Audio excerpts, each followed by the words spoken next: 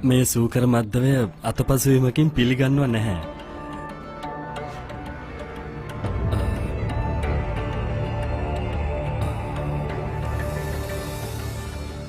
මේ සූකර මද්දවය මහත් ආයාසයෙන් චන්දන වෘක්ෂයකින් නෙලා ගත්තේ. මහත් ස්නේහයෙන් පිළියෙල කළේ මේ ව්‍යංජනය. මේ හතු ප්‍රණීතයි ස්වාමීනි. ඉමහත් ශ්‍රද්ධාවෙන් අනත වෙහෙස දරා දුලබ වූ සූකර මද්දවය නම් වූ ලපටි හතු වෙසෙසින් තථාගතයින්ටම පිරිනමන අටියෙන් පිළියෙල කළ බවදත් අප භාග්‍යවතුන් තමන් වහන්සේගේ කයට අගුණ බව දනිතත් චුන්ද සිත් සතුසින් පිළිගැන්වූ බව දන්නා නිසාම ඒ සූකර මද්දවය වැළඳූසේක.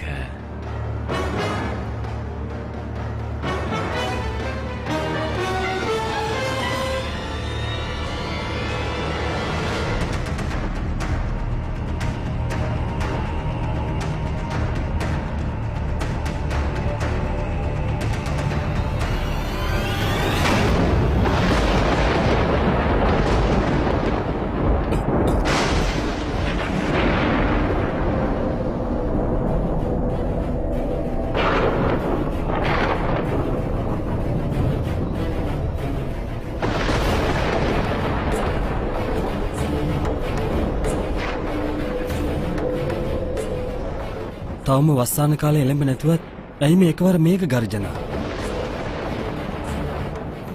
වර්ෂා සමය අසලකවත් නැහැනේ.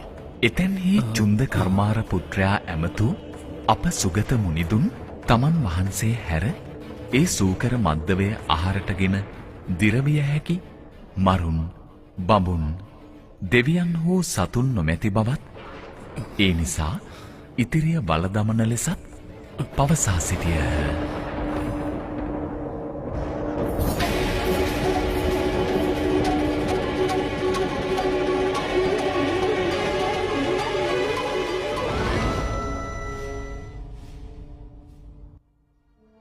ආහාර කිසෙන් පසු පෙර සිට පැවති ලෝහිත පක්ඛන්දිකා රෝගී තත්ත්වය උත්සන්න වුවත් තථාගතයන් සිහි නුවණෙහි පිහිටා පීඩා නොගෙන ඉවසූසේක. ඉක්බිති පිරිස කැටුව කුසිනාරාව බලා පිටත් වූහ. බුදුරදුනි කුමක්ද සිදු වුණේ? එහිදී අනුද තෙරුන් නැමතු බුදුරජාණන් වහන්සේ ක්ලාන්ත බව දන්වා සිටියහ.